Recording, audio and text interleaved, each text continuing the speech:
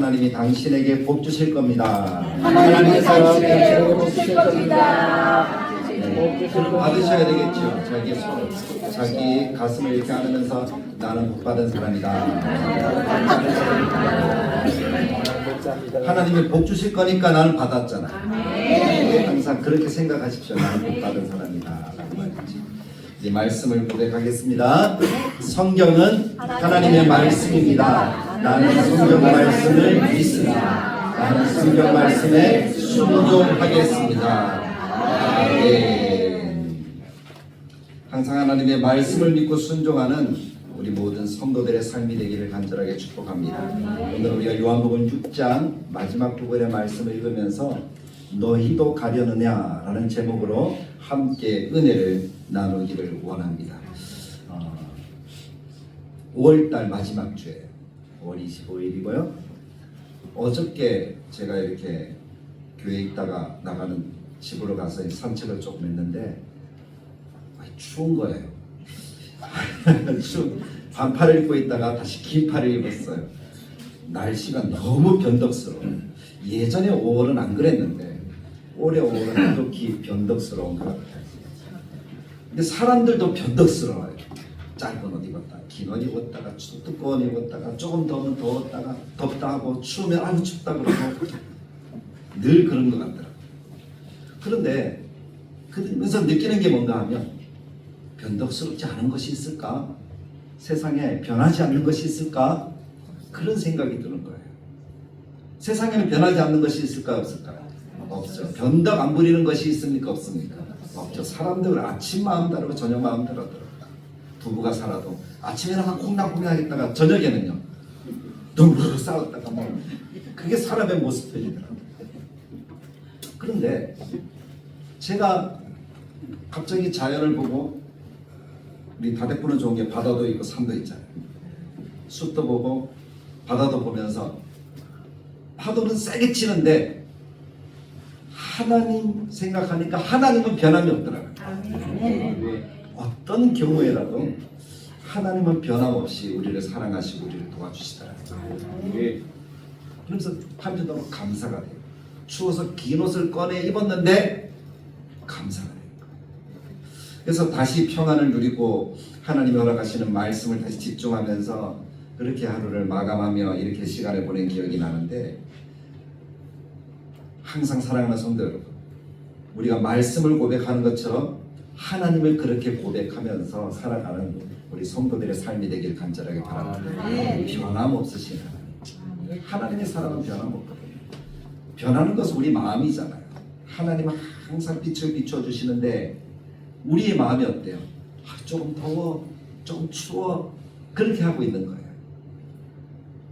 그래서 우리는 변함없는 그 하나님의 사랑을 느끼는 그런 하나님의 사람들이 될 때에 그 사람은 참 평화롭고 아름답고 형통한 그런 길을 걸어갈 수 있다라고 믿습니다.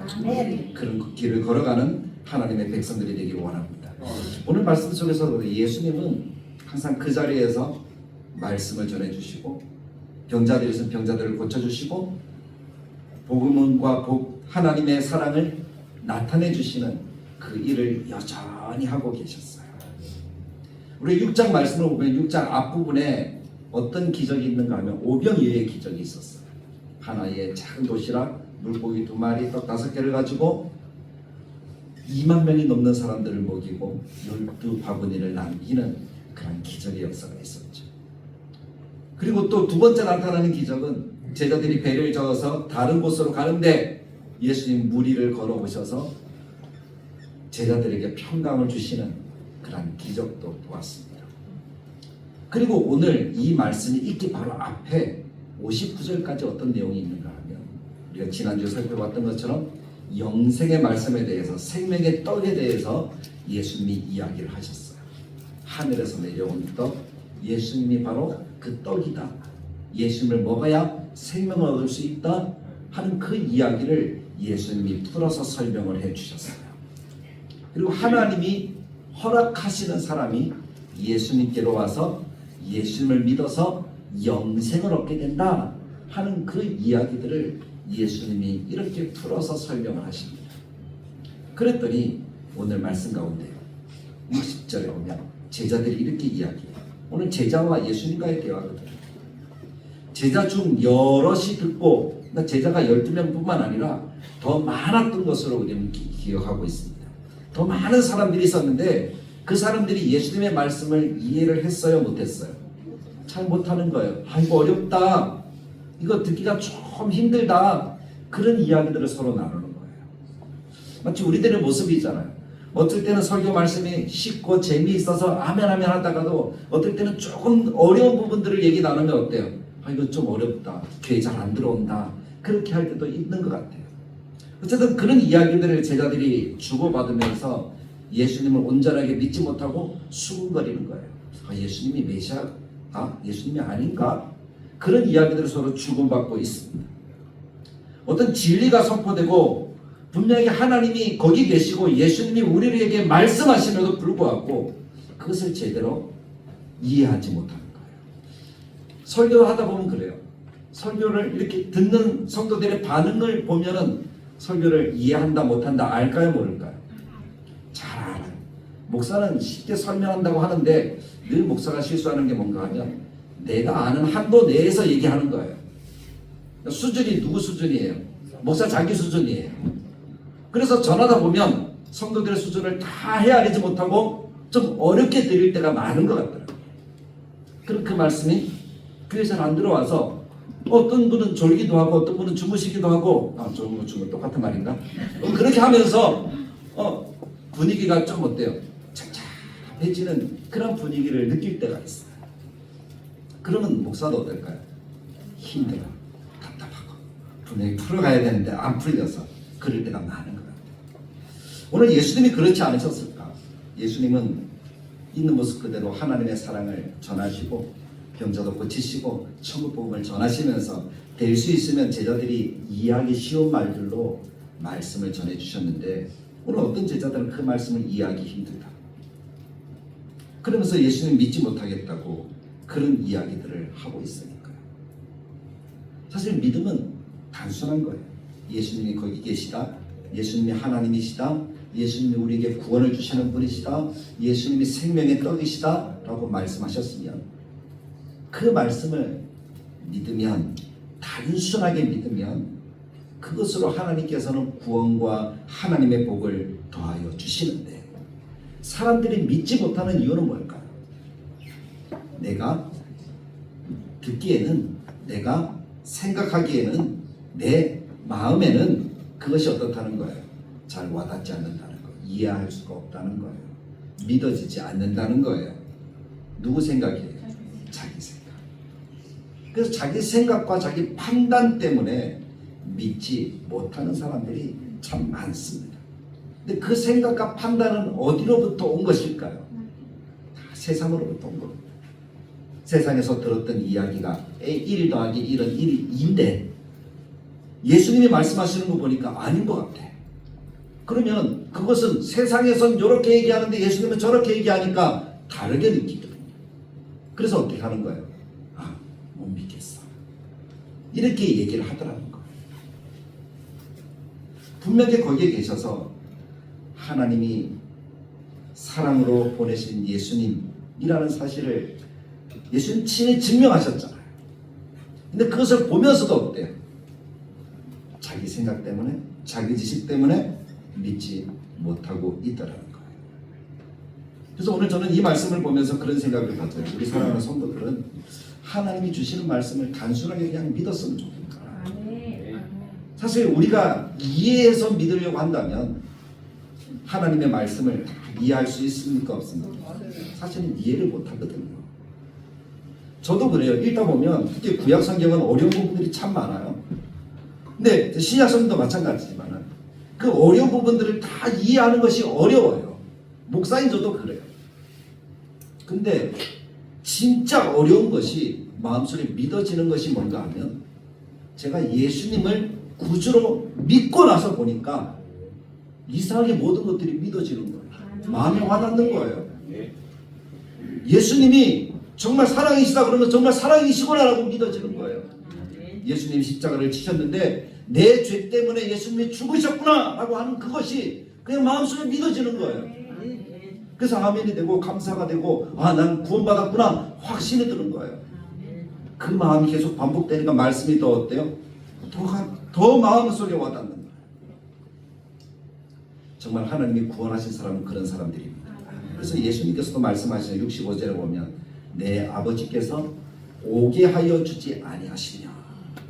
그러니까 하나님 앞에 나왔다, 교회 왔다 하는 것은 누가 이 자리에 오게 해 주셨다는 겁니까? 하나님께서 오게 해 주셔서 우리가 이 자리에 온 거예요. 이 사람은 기본적으로 뭡니까? 믿는 사람들이라는 거예요. 하나님을 믿을 자격이 있고 믿어서 구원 얻을 사람들이라는 거예요. 세상에 제가 전도도 하고 설교도 해보지만 절대 안 믿는 사람들도 있었을까요? 없었을까요? 있었어요. 근데 그런 사람들은 마귀가 사로잡은 사람이에요. 세상이 사로잡은 사람이에요. 그래서 예수님을 믿음으로 고백하지 못합니다. 참 안타깝죠. 근데 우리는 아니에요. 교회 딱 앞까지 와가지고 교회 올라가자 손잡고 끌어도 그 사람들 어때요? 안 올라가려고 힘을 써요. 그러다 도망가더라고요. 그런 경우 얼마나 많이 만나는지. 근데 우리는 오늘 어때요? 하나님의 은혜로 이 자리에 나왔습니다. 그것이 이미 복받을 자격이 있는 우리라는 사실을 이야기하는 거죠. 한번 따라봅시다. 나는 복받을 자격이 충분하다. 할렐루야. 여러분들은 복받을 자격이 충분한 사람들인 줄 믿습니다. 그 사람들에게 주님이 말씀합니다. 살리는 것은 영이니 육은 무익하니라. 내가 너에게 이른 말은 영이요 생명이다. 하나님의 말씀, 예수님의 말씀은 생명이다 라고 이야기합니다. 내 감정, 내 생각, 내 상황을 따르면 우리는 믿을 수가 없어요. 근데 그것을 뛰어넘는 하나님의 사랑을 내가 경험하면 그것이 믿어지더라고요. 단순하게 믿어지더라고요. 오직 우리에게 참된 평강과 복을 주시는 하나님의 이 은혜를 따라서 단순하게 성경을 믿고 복음을 믿고 비전을 붙들고 교회됨의 은혜를 알고 하나님 앞에 살아가는 거룩한 백성들이 되길 간절하게 축복합니다. 그렇지 못할 때 주님의 제자 가운데 한 사람처럼 우리도 믿음 없는 사람이 될 수가 있습니다. 떠나가는 사람들처럼 우리도 예수님을 믿지 못하고 떠나가서 결국 심판받는 인생이 될 수도 있습니다. 가룟 유다처럼 예수님을 팔아버리는 인생이 될 수도 있습니다.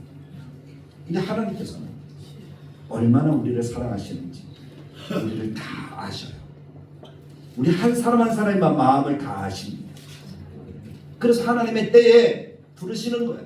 좀 일찍 부르신 사람은 일찍 하나님이 불러도 된다 해서 하나님이 부르셨고, 좀 늦은 사람은 어때요? 지금이 딱 맞다 해서 하나님이 부르시는 거예요.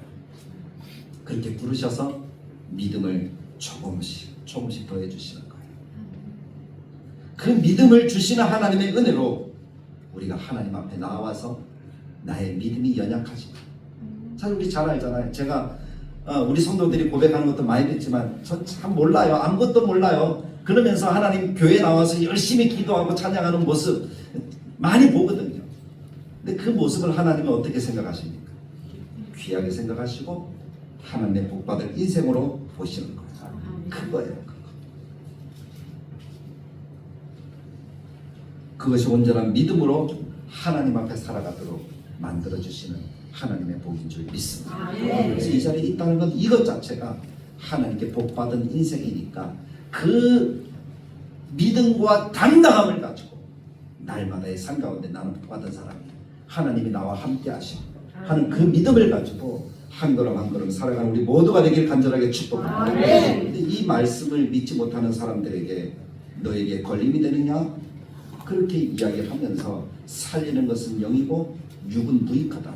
그러니까 육신의 생각, 육신의 고집, 내 마음의 의도대로 그렇게 하려고 하지 마라 라고 주님이 이야기를 하시니까 거기에서 믿지 않는 사람들이 많이 떠나갔다라고 성경이 기록하고 있습니다. 그래서 주님이 뭐라고 합니까? 하나님께서 오게 하여 주지 아니하시면 누구든지 예수님께 올 수 없다라고 말씀하는 거예요. 많은 사람이 떠나갔다는 거예요. 하나님의 택하심이 없었다는 것이겠죠. 우리는 분명히 우리 자신을 보아야 합니다. 나는 하나님이 택하셨다라는 그 믿음을 가지고 하나님 앞에 살아가는 우리들이 되어야 할 줄로 믿습니다. 떠나가는 인생이 아니라 누구와 함께하는 인생? 예수님과 함께하는 인생이 되어야 할 줄로 믿습니다. 떠나가는 수많은 제자들을 보시고 예수님이 남은 제자들에게 묻습니다. 너희도 가려느냐? 67절에 보십시오. 예수께서 12제자에게, 그러니까 얼마나 많은 사람들이 함께 있었는지는 잘 몰라요. 어쨌든 오병이의 기적을 통해서 수많은 사람들이 제자가 되겠다고 쫓아왔지만 이 영생의 말씀을 듣고 나서부터는 좀 어렵다고 다 떠나갔어요. 그리고 몇 명이 남았습니까? 12명의 제자가 남았습니다. 그 제자들에게 예수님이 말씀합니다. 너희도 가려느냐? 그렇게 물으셔요. 예수님은 질문하기를 참 좋아하십니다. 우리도 질문 받는 것, 우리는 근데 참 학생들은 질문 받으면 좋아요, 안 좋아요? 별로 안 좋아요. 대답해야 되니까. 이 대답하는데 이게 정답인지 정답이 아닌지 모르니까 정답을 알면서도 부끄러워가지고 대답을 못하는 것이 우리의 인생인 것 같아요. 어쨌든 우리는 대답하는 것이 참 힘들지만 예수님은 질문하는 것을 참 좋아하시는 것 같더라고요. 너희가 나를 믿느냐? 너희도 가려느냐? 그러면서 예수님께서는 항상 제자들에게 질문을 하셨어요. 근데 예수님이 어떤 답, 어떤 정답, 그것을 요구하는 것이 아니더라고요. 예수님이 요구하시는 것은 한 가지. 나를 믿느냐? 믿는다는 그 고백 한 가지. 예수님을 믿는다는 우리들의 중심, 우리들의 마음, 그것을 주님은 원하시는 것 같습니다. 대답을 조금 못해도 괜찮아요. 정답을 말하지 못해도 괜찮아요. 우리들의 중심이 나는 예수님과 함께합니다. 나는 예수님을 믿습니다. 내 인생에 예수님밖에 없습니다. 하는 그 마음을 예수님께서는 원하시는 것 같습니다. 사실 예수님의 12제자 가운데 베드로는 똑똑한 사람이 아니었습니다. 생각해 보십시오. 베드로가 어떻게 글을 배운 사람이었을까요? 배우지 않은 사람이었을까요? 배우지 않은 사람이에요. 헬라 말을 알까요? 모를까요? 헬라 말을 잘 몰라요. 떠듬 이렇게 이야기를 해요. 자기 히브리어 말은 좀 하겠지. 어릴 때부터 배웠으니까, 했으니까. 근데 당신은 헬라 사람들이 지배하던 시대니까 헬라 말을 잘 못해요. 그러면 대중 앞에서 설교한다는 것도 어떨까요? 제대로 할까요? 못할까요? 못해. 그래서 통역관을 늘 데리고 다녀요. 베드로의 모습이에요. 자기 이름 석자 제대로 쓸 줄 없는 사람. 말은 하는데 글은요 모르는 사람이 베드로였어요. 왜냐면 어릴 때부터 뭐만 했으니까, 갈릴리 호수에서 고기 잡는 일만 했으니까. 아버지도 어부였고 할아버지도 어부였고 자기도 어부라는 거예요. 그것이 베드로의 삶의 모습이었어요. 그런데 베드로는 예수님께 칭찬 듣는 사람이었다. 똑똑해서 칭찬 듣는 것이 아니에요. 그 마음의 중심이 예수님을 향하고 있었기 때문에 그가 말하는 것이 그 마음의 중심이었다는 거예요. 진실이었다는 거예요. 그것을 주님이 보시는 줄 믿습니다. 우리가 살아가는 삶에도 마찬가지예요. 똑똑하다고 다 잘 살고 성공하는 거 아니에요. 그 중심이 바른 사람이 성공하고 나중에 많은 사람들에게 인정받는 그러한 사람이 될 줄로 믿습니다. 우리가 아는 것, 내가 믿는 것, 그것만 이야기하면 되는 거예요. 베드로가 그래서 이렇게 이야기를 하죠. 6장 68절이에요. 우리 같이 한번 다 같이 읽어보겠습니다. 시작. 시몬 베드로가 대답하되 주여 영생의 말씀이 주께 있사오니 우리에게 누가 이게로 가오리까. 베드로가 고백하는 게 뭡니까? 너희도 가려느냐? 주님이 듣고 싶은 대답이 뭐였습니까? 아니요 우리는 안 가요. 이 대답 아니겠습니까? 예수님이 지금 베드로가 하는 이야기를 들으니까 베드로가 어떤 얘기를 하고 있습니까? 아니요, 우린 예수님과 함께 할 거예요. 그 이야기를 하고 있는 거예요. 어떤 거창한 멋있는 이야기를 하고 있습니까? 아니잖아요. 베드로가 하는 얘기 뭡니까? 우리가 누구에게로 가겠습니까? 예수님의 말씀을 들어보니까 예수님의 말씀은 영생의 말씀인데 그것 두고 내가 누구에게로 가겠느냐는 겁니다. 앞에 있는 내용이 뭡니까? 영생이 무엇이냐는 것이었거든요. 그 이야기를 듣고 나서 보니까 베드로가 영생 얻는 비결을 배운 거예요. 그리고 예수님께 고백하는 게 뭡니까? 예수님의 말씀이 영생입니다. 예수님의 말씀이 맞습니다. 그 말씀을 떠나서 나는 살 수 없습니다. 그 얘기를 하고 있는 거예요. 분명하고 주님이 듣기 가장 원하시는 그런 대답이라고 저는 분명히 믿습니다. 그랬더니 그리고 나서 베드로가 덧붙여서 신앙 고백합니다. 우리는 주는 하나님이 거룩하신 자인 줄 믿고 알았습니다. 예수님은 하나님의 아들이시고 하나님이 보내신 분이라는 사실을 믿었다는 것. 그래서 베드로는 이 고백이 나중에 발전해서 예수님이 십자가를 지시기 전날 뭐라고 고백합니까? 주는 그리스도시요 살아계신 하나님의 아들입니다라고 믿음으로 고백하잖아요. 지금 이 말씀에는 그냥 하나님의 거룩하신 자인 것 같아요. 메시아인 것 같아요. 어렴풋이 아는 거예요. 근데 나중에는 어떻게 고백했다고요? 주는 그리스도입니다. 하나님의 아들입니다. 믿음으로 고백할 수 있는 것입니다. 이것이 진실한 마음의 고백이었어요. 하나님이 오늘도 우리들에게 원하시는 것이 있다면 바로 이것이 아닙니다. 너희도 가려느냐? 예수님이 물으십니다. 우리는 뭐라고 대답해야 되죠? 영생의 말씀이 주님께 있습니다. 나는 주님만 따르겠습니다. 그렇게 고백하는 하나님의 백성들이 되어야 할 줄로 믿습니다. 그것이 내 마음 중심에서 나오기를 간절하게 축복합니다. 이 아는 얘기가 아니라 내 마음에서 나오는 말이 되기를 간절하게 축복합니다. 베드로의 이야기는 그 마음에서 나오는 하나님을 향한 고백이었습니다. 이 시대에 살아가는 믿음의 사람들에게 하나님이 원하시는 것도 그것입니다. 내 마음에서 믿는 말을 주님께 온전하게 이야기를 하는 거예요. 주님 사랑합니다. 나 아무것도 모르지만 주님 사랑합니다. 주님이 나와 함께 하실 줄 믿습니다. 그 믿음의 고백입니다. 주님께서는 우리의 그런 마음을 보시고 하나님께 숨김없이 나아가는 우리들의 마음을 보시고 하나님께서는 복과 은혜와 하나님께서 허락하신 아름다운 역사들을 이루어 주실 줄 믿습니다. 그런 사람들을 예수님이 친구다라고 부르셨다. 나를 친구 삼으셨네. 이 찬양의 고백처럼 나를 친구로 부르십니다. 근데 그 친구들에게는 예수님이 무엇까지도 다 이야기해 주실까요? 비밀까지도 이야기해 주시죠. 구약성경에도 이야기하는 내 종 선지자들에게 하나님이 말씀하지 않고 행하시는 것이 없다. 그 비밀을 얘기해 주십니다. 오늘 이야기하는 예수님의 비밀이 무엇입니까? 내가 너희 12를 택하지 아니하였느냐. 그러나 너희 중 한 사람은 마귀니라. 12 가운데 한 사람, 어떻게 보면 가장 똑똑한 사람. 현대 아주 유명한 학자들이 예수님의 12제자를 연구를 해서 그 12제자 가운데 성공할 수 있는 사람이 누굴까라고 연구를 했다고 합니다. 그 성공할 수 있는 사람이 누구였을까요? 학자들이 연구한 결과 현대 스타일에 딱 맞는, MZ 스타일에 딱 맞는 그런 사람이 누구였을까요? 가룟 유다입니까? 가장 젊은 요한이 아니고요. 가룟 유다. 왜냐하면 가룟 유다는 어떤 사람이에요? 융통성이 있는 사람이에요.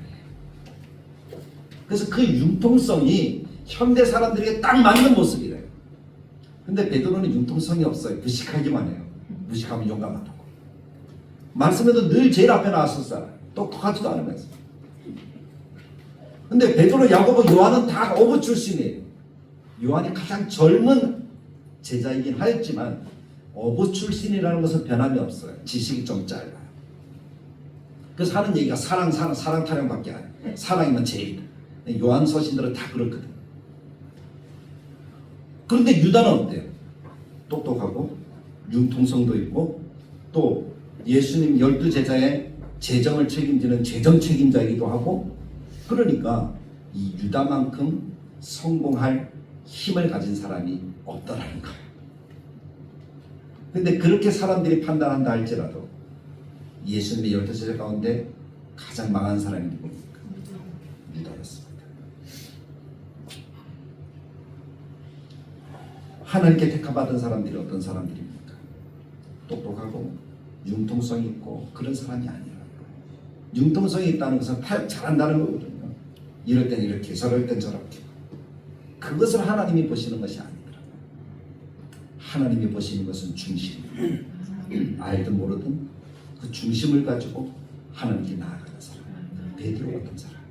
좀 무식하지만 하나님 앞에 있는 그대로 이야기를 하면서 그 마음을 솔직하게 고백하는 거예요. 영생의 말씀이 여기 있는데 내가 어디로 가겠습니까?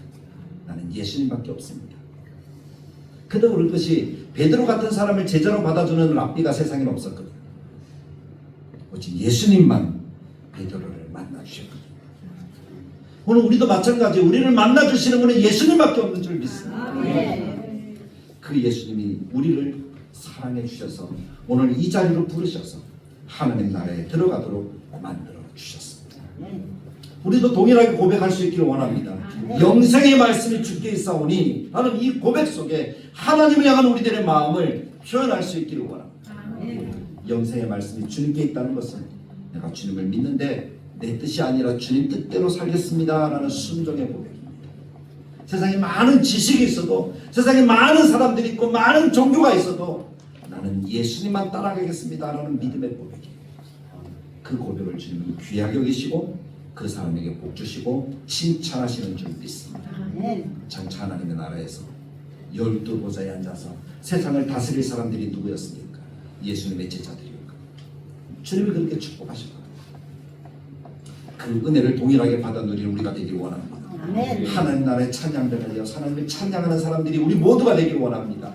하나님 나라에서 하나님을 높이는 그런 거룩한 은혜를 누린 사람들이 우리가 되기를 원합니다. 그 하나님이 기뻐하시는 그 삶들을 다 살아서 정말 영생이 주님께 있다는 이 믿음의 고백을 가지고 주님께 딱 달라붙어서 흔들리지 않는 그런 믿음의 삶을 살아가는 하나님의 백성들, 참된 구원과 하나님의 복락을 누리고 오늘 우리가 말씀 가운데 선포되는 것은 아니지만 매 주일마다 선포되는 그런 말씀처럼 하나님이 우리를 향하여 얼굴을 드셔서 우리에게 평강을 주시고 하나님이 그 얼굴을 우리에게 비추셔서 우리에게 은혜를 주시고 하나님 우리를 지키시는 그런 복을 누리는 사람, 그 사람이 오늘 함께 대한 모두가 되기를 주님의 말씀을 따라 간절하게 축복합니다. 참 좋으신 하나님 아버지 은혜를 감사합니다. 오늘도 우리가 하나님 앞에 섰습니다. 하나님의 은혜를 구합니다. 하나님을 사모합니다.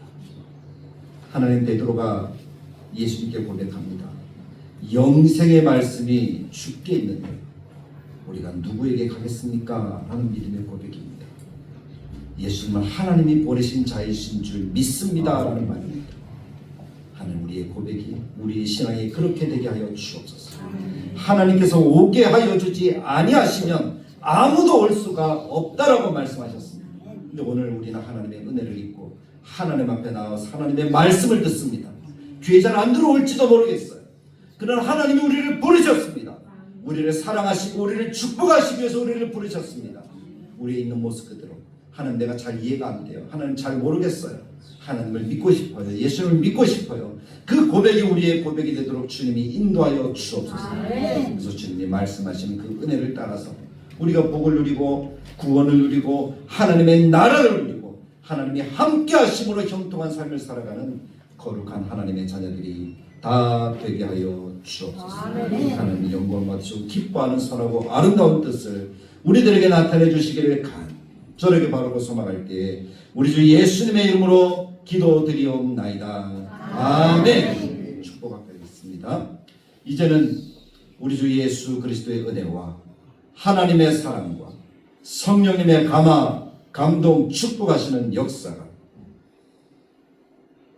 영생의 말씀이 주께 있사오니 우리가 누구에게로 가오리까 믿음으로 고백하는 베드로의 고백처럼 주님이 좋은데, 주님만이 나의 희망인데, 주님만이 나의 구원인데 내가 누구에게로 가겠습니까?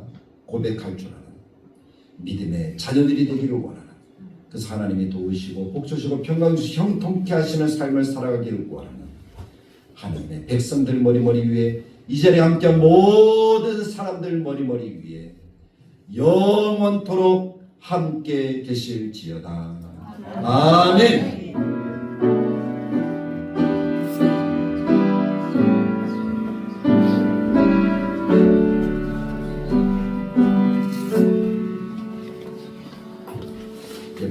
기도하겠습니다. 오늘도 하나님이 함께 하시는 복된 삶, 또 하나님이 복 주시는 거룩한 삶들을 살아가는 우리 모든 성도들이 되길 간절하게 축복합니다. 옆 사람을 바라보면서 한 번 더 인사합시다. 사랑합니다. 이 사랑의 고백 속에 살아가는 우리 교회가 되기를 간절하게 원합니다. 예배 마치고 패선 부르고 우리 당회원들 잠시 모입니다. 그리고 오후 예배는 식사 마치고 바로 어떻게 한다고요? 구역별로 모여서 예배 드린다고. 오늘 좀 길게 하시는 날입니다. 오후 예배 드리는 것처럼 구역장님들이 이렇게 인도하시면 되겠습니다. 말씀 잘 모르시겠거든 성경 오늘 오전 예배 본문을 읽으시고 그것을 대충 요약하시면 됩니다. 그렇게 하셔서 말씀 나누시고 서로 교제하는 것이 중요하니까 교제를 통해서 아름답게 자라가는 우리 성도들이 되기 원하고, 우리 소연 씨, 영은 씨도 함께 할 수 있으면 참으로 좋겠는데 가능하면 우리 사랑구역에서 같이 우리 수만 씨도 사랑구역에서 같이 하고 있으니까 같이 잠시 모였다가 우리 사랑구역 오시려면 2시쯤 출발하시면 될 것 같아요. 그래서 내비를 찍어보니까 30분 정도밖에 안 걸리더라고요. 저는 미리 가서 좀 이렇게 준비도 하고 만나